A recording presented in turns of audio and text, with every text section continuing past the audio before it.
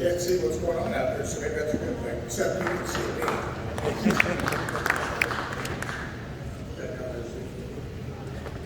Good evening. Wow, what a great looking crowd. As I was going around earlier, everybody looks so dressed up, so nice, and it's so great to be out meeting and greeting everybody again after what we've been through for the last couple of years. And this venue never ceases to amaze me what they've done here with this. So, thank you, all our Realtors and the Real Estate Education Foundation for hosting this event this evening. A big congratulations to all the honored local Realtor of the Year recipients that we just met. Locals where it all starts. And to the Reaves Scholarship recipients with us tonight, let's give them another round of applause.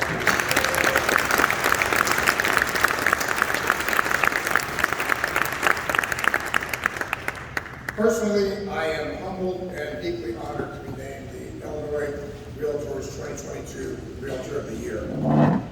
You know, when one reaches this level of recognition, it should be obvious that we did not get here alone. It's a journey where many key things have to fall in place. This is the result of many others along the way that have contributed to the journey of the person that stands before you. It's certainly not due to any individual's sole effort. As for me, my journey here tonight involved many of you in this room. I thank you all. I am truly grateful for the guidance you've given me throughout my journey as a Realtor and during my service at Illinois Realtors. You know, our journeys throughout lives and careers all began with our roots, correct? And many of you might not know this about me, but a couple things. Growing up, we didn't have a lot of money. In fact, we really didn't have any money. But I didn't know it. We always had meals. We lived in a house that my dad built. He wasn't a builder by trade, but he figured it out and built a nice house. He was a very hard worker from the greatest generation. He served during World War II in Italy with the 8th Air Force and flying B-17s from the northern part.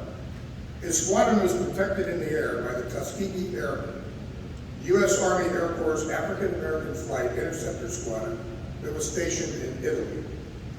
I ran into one of the survivors of the Tuskegee Squadron down in St. Louis, the famous Red Tails as they came to be known, and had the privilege to thank him for his service and thank him for protecting my dad. It was quite an honor. Their story is one of incredible perseverance, and they moved forward at all costs. One which serves as an inspiration to me, and it should serve to you if you know their story. But back Dad's work ethic, his fierce respect for my mom and all the women, relentless demand for manners and decorum, ingrained in myself and remains with me today. You know, after church on Sundays, since we didn't have any money to go out to breakfast or anything, we took trips in the car to the country to pick blackberries and go bird watching. It was free entertainment, but that's where I developed my appreciation for our fine feathered friends and studied their habits and their very simple yet very complex existence. Their devotion to their mate, their nurturing care for their offspring. They will sacrifice everything for their family. They're quite fascinating if you just stop and take the time to watch them. Years later, I would use that knowledge that I gained to be selected as a cadet falconer at the Air Force Academy in Colorado Springs to train and fly the birds at sporting events throughout my time there. It was an honor to care for my school's mascot. My first job as a young teen was peeling potatoes in a Schmartersburg in Rantoul. I worked my way up every position to assistant manager while I was still in high school, all the time with my dad as a role model for hard work. That same work ethic carried over after my military service. When I returned to Bloomington, I opened a lounge and I got my real estate license. As I continued to learn the real estate trade, I also opened various businesses, restaurants, commercial FM stations, and such. But whenever I could, I sought out people I respected and asked for help and guidance, and I listened to what they said. But at some point, you must rely on others to make the ask of you. Step up and be of assistance to others. Thus starts my path in real estate today. Let's start with my wife, Amanda Lykoff. When we first started hanging out together, and that is another story that would take quite a few bottles of wine and everybody's believe it or not. But for the record, she asked me out. Just I want to make that clear. Which I questioned her sanity and still do. But anyhow, thank God she did. She was going to go through the leadership chairs in Bloomington at the time, and one thing she was in charge of, because of her showbiz background, was the annual Realtor Charity Talent Show.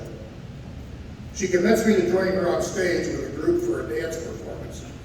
We took 6 weeks of swing dance classes and ultimately performed Dancing with the Stars type style to Glenn Miller's In the Mood. I was in my brother's Navy uniform that I wore for that. And we won, by the way, but that was really due to my dance partner, not to me. And then we surprised the audience with a special rendition of Thriller. So I'm sure those who know me are surprised at me doing something like this, getting, Thriller, I did this across the street. You like that, man? I was slightly out of my element, as you can see, but she asked, the point is, she asked and I said yes. From there, she asked and encouraged me to do more. In Bloomington, RPAC had fallen into a second-tier committee. So I complained about it. Next thing I know, I'm chair of RPAC. So I started to ask questions and studied how others work. I remember going to Peoria to all those meetings and listening to everybody talk about what they were doing to raise money for RPAC.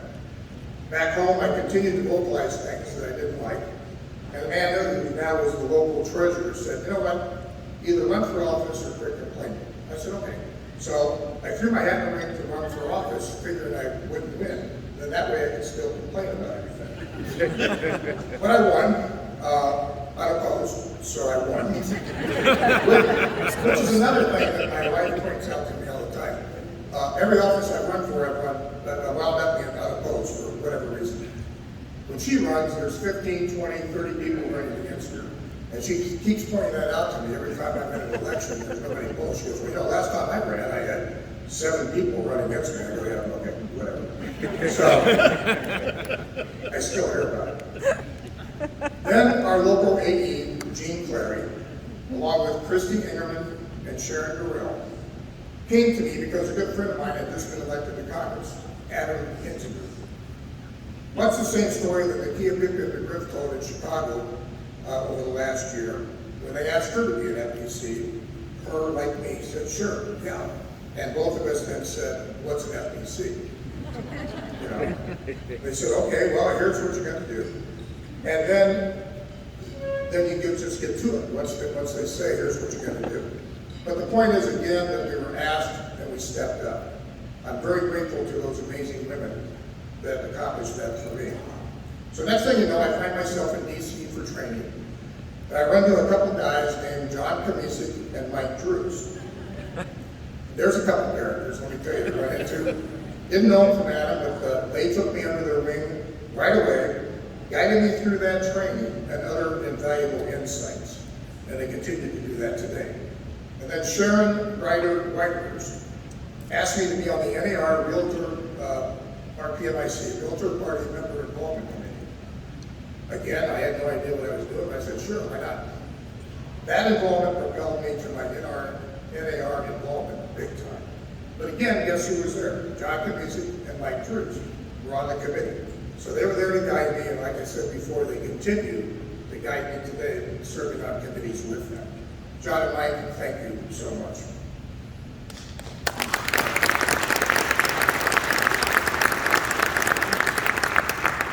While working on various state committees, I was asked to be vice chair of Illinois Market. And that was Jim Kinney asked me to do that. I'm grateful for his guidance through that process. But the following year as chair, I teamed up with a person named Paul Gooseman.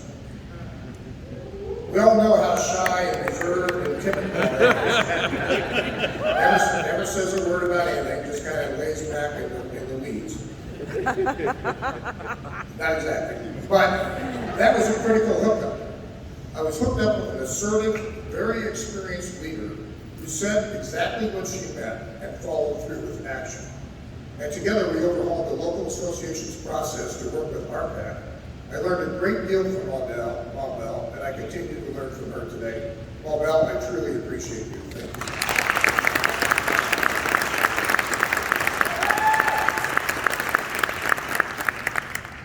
I sought advice past presidents, again, just reaching out to talk to them.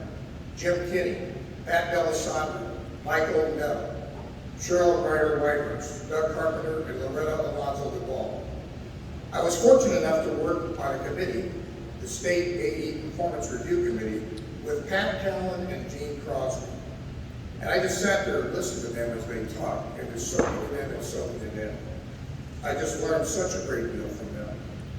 On government affairs side of things, as I said earlier, Waldell, Guzman, Connor Brown, Ginger Shrean, Tom Joseph, and Chris Reed were all instrumental. And as I've gone on through my serving at Illinois Realtor, Sarah Ware, Bob Eby, Maurice Hampton, Sue Wiskoski Fair, Sonia Naya, Lynn Madison, and did I say Chris Reed? I think I did. But I'll say it again because Chris Reed can be said 10 times, and it's not enough. But I thank all of you for everything that you did.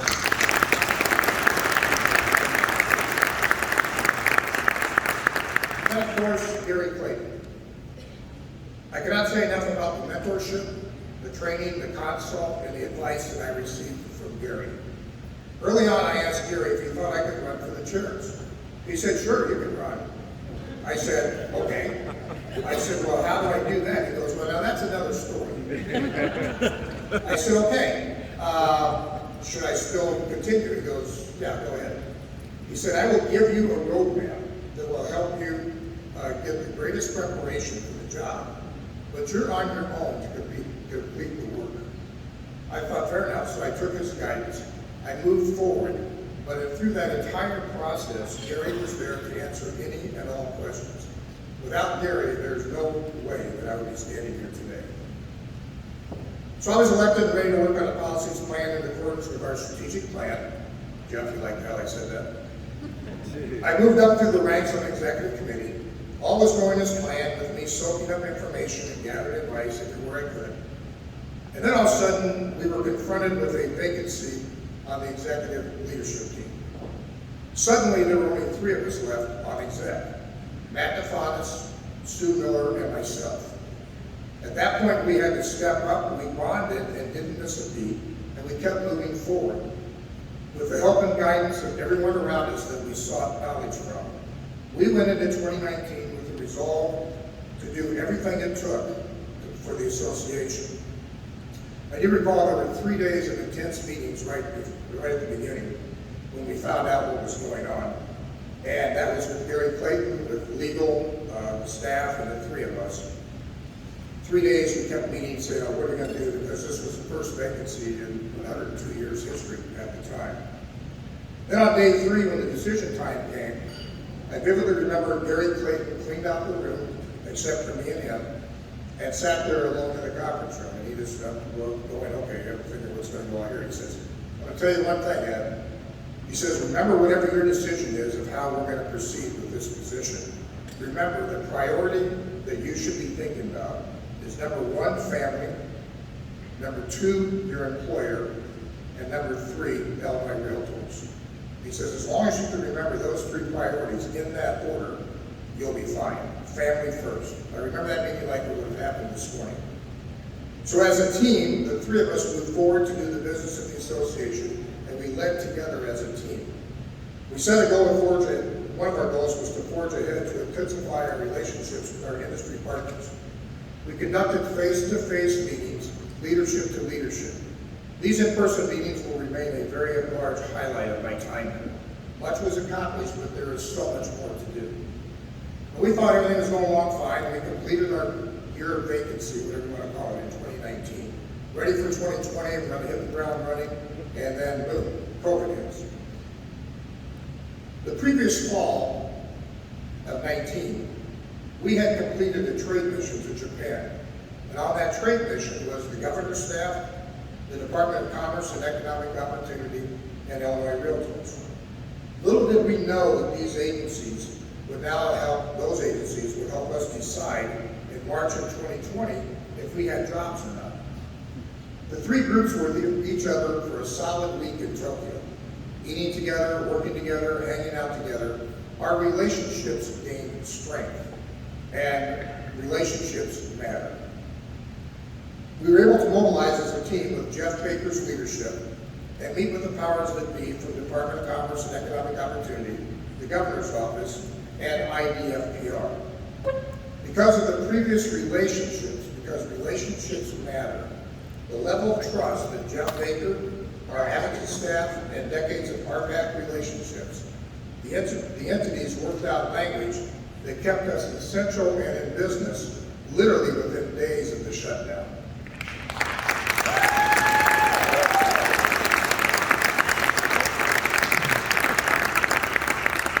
And there were states around us that didn't open for 6 months to realtors, and I think New York was like 8 months. And so the kudos to Jeff and the staff and IDFPR, thank you so much, and everybody else. But thank you, Department of Commerce, IDFPR, and Illinois Realtors. And the point of that whole liturgy is relationships matter. Relationships you build through RPAC, through us meeting, through me coming up and talking to everybody and seeking advice. Relationships matter. As an industry, the Illinois Realtors hit the ground running in 2020. We implemented all our necessary safety protocol. We communicated daily with our membership, and we went on to have record sales and closings for our clients. Again, thanks to relationships nurtured, the rest was history. So as we wind down this part of the evening, here are some key bits of advice that I took to heart and kept me moving forward with volunteering time with Illinois Realtors. When asked, say yes. Serve not to gain notoriety or fame, but to do your duty to the association when you are asked. Always keep moving forward. Think of your actions and consequences before you speak or take action about anything. Remember that we're simply passing through time and we occupy our leadership positions momentarily. It's not our year, it's not our time, it's not our anything, it's the association's. And the association will continue on regardless. We can have no personal agenda when we're leading. We must adopt the servant-leader mentality, and the effort that we give out will come back tenfold, trust me. Most important, listen more than you talk. We're making new relationships every day. The one reason I'm inspired to keep going on is because of that, like the Energizer buddy to copy Jersey Boys. You just keep going and going and going. As you can see, my path to this podium tonight was built on a series of relationships. I ask each one of us in this room tonight to continue on, to step up when asked, lead when needed, and be sincere in our duty. It's an exciting time to be an Illinois Realtor, with leaders like Zeke, Mike, and Matt taking the helm, and the young leadership group ascending as we speak, along with Jeff and Kristen. The future is indeed very bright.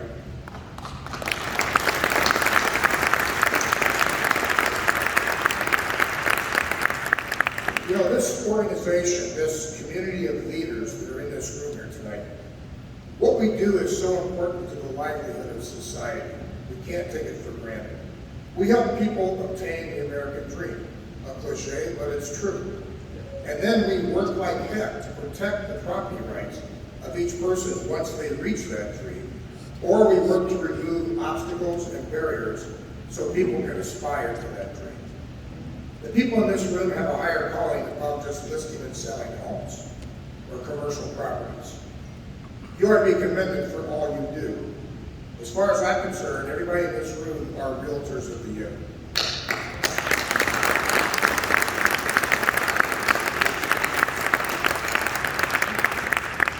You know, what we do matters. Relationships matter. Keep those relationships going. Ask for advice. Ask for opinions.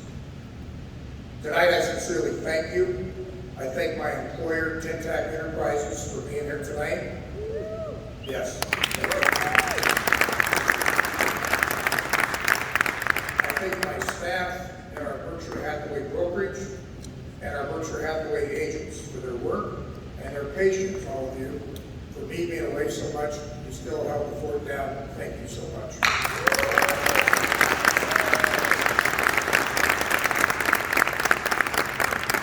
Illinois Realtors, thank you for your support throughout the years. I thank you. And I thank my wonderful wife and son for allowing me to stand here tonight. The time away from home, especially with, as you've witnessed, energetic. Is he out? He's out. He's out. Edwin's out. He's sleeping on his mother's lap. So there you go. He had a big night. Big night. But without your support and love, I have no idea where I would be today. Thank you. I love you. Thank you.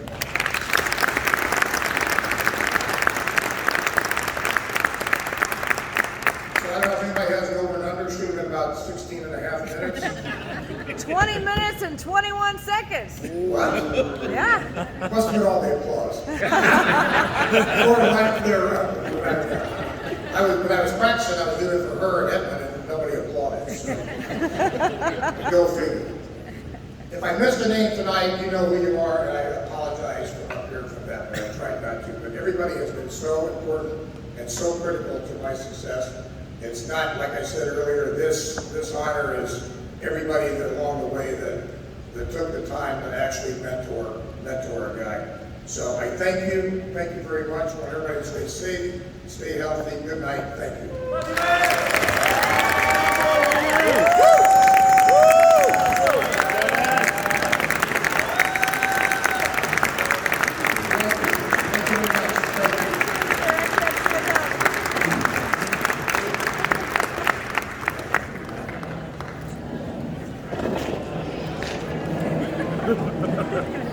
Sorry. I don't know what to do about this. You're fine. Can you pull a chair up from around there? Amanda, right behind you. We're not done yet.